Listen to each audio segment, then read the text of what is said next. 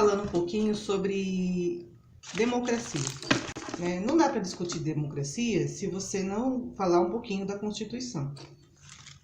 A gente saiu faz pouco tempo da ditadura, eu nasci no meio da ditadura. Não dá para se dizer que a democracia é algo consolidado, porque boa parte do pessoal que está aí na liderança no nosso país nasceu no meio da ditadura.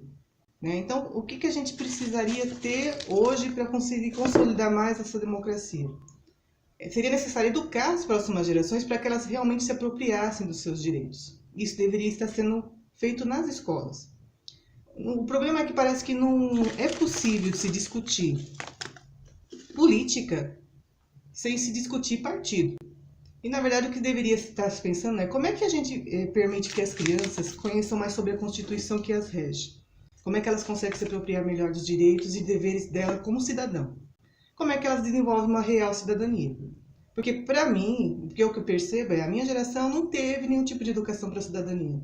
Então, é difícil para mim me identificar, dentro de todos esses processos que a gente está vendo acontecendo agora, como um brasileiro, como alguém participativo na sociedade.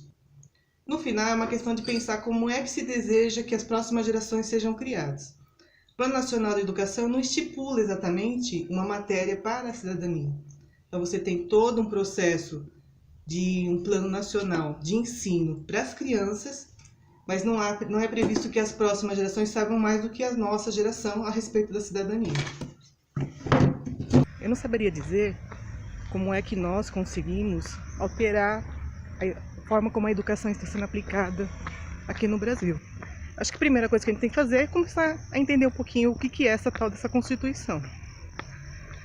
A Constituição, ela começa apresentando o Brasil como sendo uma república federativa. Eu confesso que eu fico ouvindo na televisão falando, o sentimento republicano. Nós dizemos o pleno sentimento republicano. Eu já ouvi várias vezes alguns políticos falando isso, e eu não tenho exatamente uma certeza do que vem a ser esse sentimento republicano. Uma república federativa significa o quê? Os estados aqui no Brasil têm a independência deles, mas todos eles são reunidos sob a figura de um líder eleito pelo povo. Eu não vou nem falar como é que nós estamos agora, na atual conjuntura no Brasil, nessa questão de um líder eleito pelo povo.